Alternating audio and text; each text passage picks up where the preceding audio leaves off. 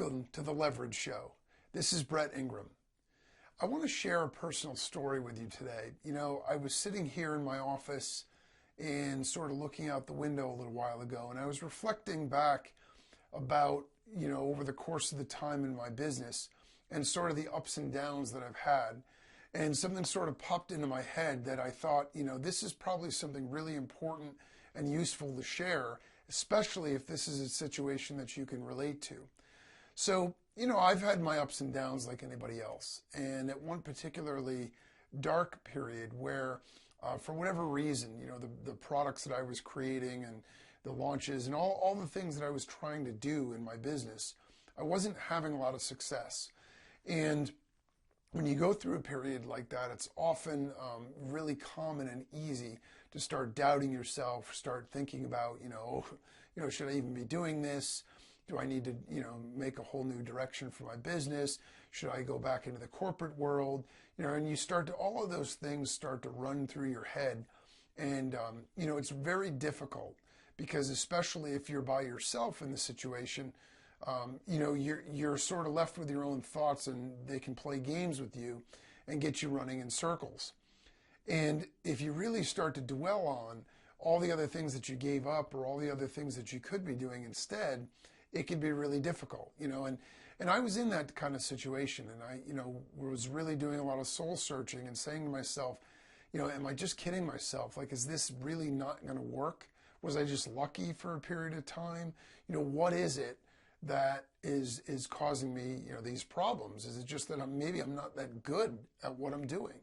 And I think that's pretty normal, A lot of business owners like to talk about how they always knew and there's all this bravado and everything, but it's a load of crap.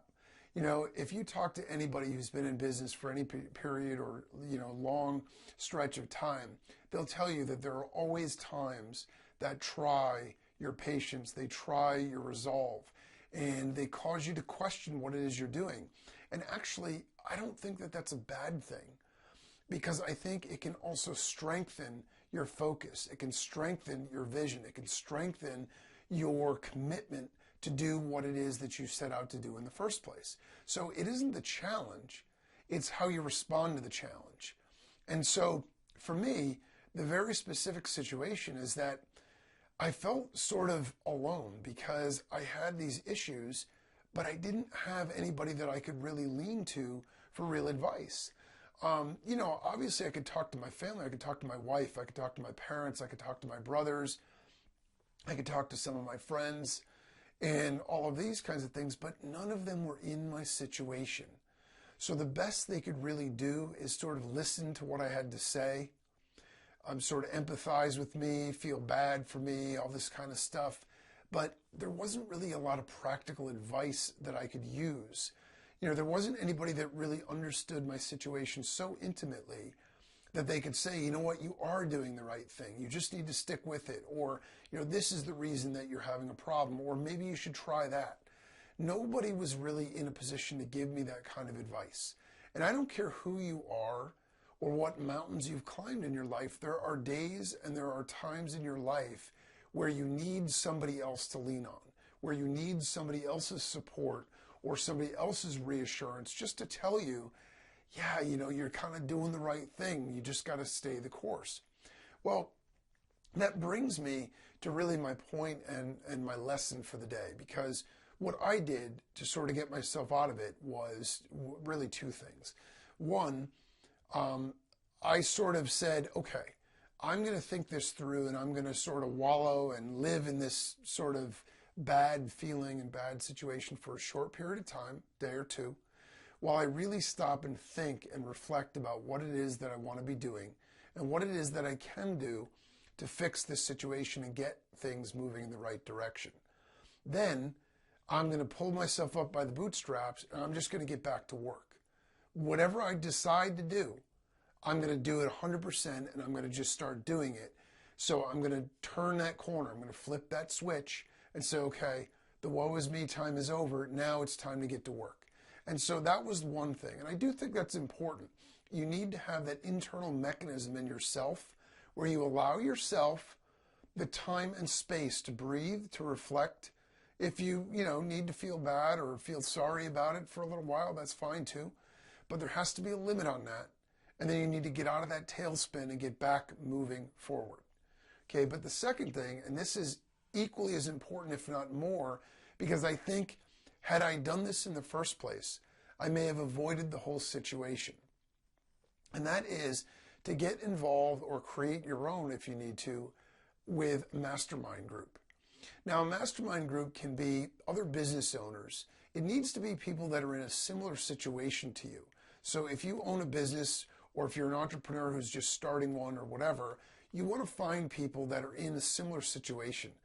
You want to avoid friends and family, because even though they have good intentions, unless they're also business owners, then it's fine. But if they have an emotional connection to you, it's going to be harder for them to give you realistic advice. Whereas if you're meeting with a group of people that are your peers, they might be in completely different industries, but they've gone through the same entrepreneurial and business ups and downs that you are. They're going to be able to give you objective advice that you can use. And even more importantly than sort of after you're in the depths of despair, is they can help prevent you from ever getting there, because you're sharing ideas and information with each other. You're talking about challenges that you've had. You're talking about triumphs. You're hearing other people's stories. It's very reassuring to know, hey, this person was in the same situation I am just, a year ago or 6 months ago or 5 years ago, and they found their way out of it. They did this, that, and the other thing in order to get out of it. So I can do exactly the same thing. And so there's a lot of comfort in that kind of a situation, and just knowing that, hey, I'm not in this completely alone. But also from a pure business advice standpoint, some people make the mistake of thinking that if I'm in dry cleaning and this person owns a liquor store and that one over there is owns a print shop, there's nothing I can learn from them because we're in totally different businesses. Nothing could be further from the truth, because business at its core level is exactly the same for everything. It's about providing a value. It's about providing a service or a product to customers. And at the end of the day, at its really, really bare process level, it's all the same stuff. And so you can grab things from other people's industries, other people's successes and failures. You can learn from that, and you can leverage that. In addition to all of the potential, points of synergy. If somebody happens to know somebody in your industry, or their customer base is the same as yours and you can cross market, that stuff is great. I'm not even talking about that.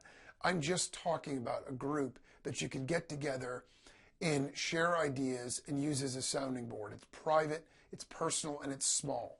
So here are a few keys that you want to go about in terms of setting this kind of thing up. Number one, you do want to keep it small. These mastermind groups that are paid and it's 500 members or 5,000 members, you're not going to get a lot of value out of that, because the fact of the matter is it's just too big and unwieldy to have personal relationships. You want a small core group of maybe 6 to 8 people that you can connect with anytime. Now, I recommend that you set up a time to at least meet monthly. It doesn't need to be in person. If you're in Oklahoma and they're in the United Kingdom and somebody else is in Australia, that's fine. You can do it by Skype. You can do it by Google Hangouts. You can do it by phone. You can do it by GoToWebinar, whatever you want to use. That is fine. It doesn't really matter how you choose to do the meeting. The important thing is that you have a regular schedule for getting together. And I also recommend that you set up just a very basic, 5 bullet point agenda that everybody comes to the meeting with. What was my biggest challenge in the last, since we last met? What's been my biggest triumph? What's been my biggest opportunity? What's been my biggest threat? What one thing can I share with everybody else that I think will help? And what one question can I ask everybody else to see if I can get help? Something like that.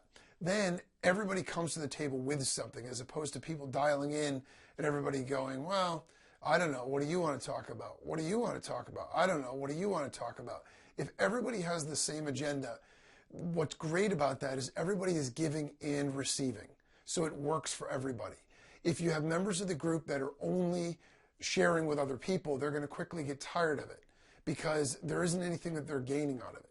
And if you have some members of the group that are constantly dominating the calls, trying to get too much help and advice, it's going to drive other people away as well. There has to be a balance. So everybody gets a limit. Keep them short, keep them to the point. Don't waste people's time, otherwise it'll never work. And if you do that, and then you exchange like Skype IDs or instant messaging IDs, the great thing is you can follow up with individual people offline in between these calls to make that connection. And the benefit of that is then you can get real-time advice or help or opinions on certain things that you're trying to do. You'll develop strong relationships with this core group of people, and you'll be able to begin to trust them and rely on them for good advice. And again, this can be fluid. You may lose some members here and have some other members join. It may take a little bit of weeding out members that aren't working right to get to the right core of people. But once you get it, there's no need to add more unless somebody leaves. And when you do that, it's such a win-win for everybody involved, because everybody stands to gain things. Everybody stands to gain that person that sort of understands their dilemma, understands their issues and their problems, and is able to provide advice from their own personal experience. It's so different than just talking to a loved one about your business when they have no idea what you're talking about. You know, sure, if you need emotional support, that may be good, but talking to another business owner is irreplaceable in terms of value. And you'll be amazed at the different opportunities that will open up for you and the different things that you can look at in a whole new light by sharing your business model, sharing your challenges, sharing your triumphs with other people. There's nothing better than being on a call with people, sharing advice, and then coming back to the next one and finding that, geez, you know, they benefited from what you had to share. Or having somebody say, you know, I needed to hear what you said today because I was really hurting. I was in a bad spot. And you helped, you know, reinvigorate me and revitalize me and make me feel like what I'm doing has value and that it is important.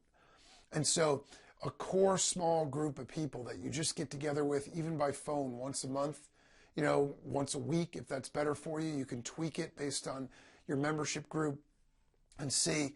And you just make it free, but you make the commitment be you have to attend the calls and you have to come prepared. Otherwise, we need to replace you. And if you work with a mastermind group like that, you will find that not only do you feel much more powerful, but you'll feel like you have this awesome resource that you can go to anytime that you're in need of help or anytime you're in need of advice for what to do with your business. So that is my $1 million tip for today and my personal story. And as always, if you have any questions, if you have any comments, feedback, share them with me on leverageshow.com. And until next time, make it happen.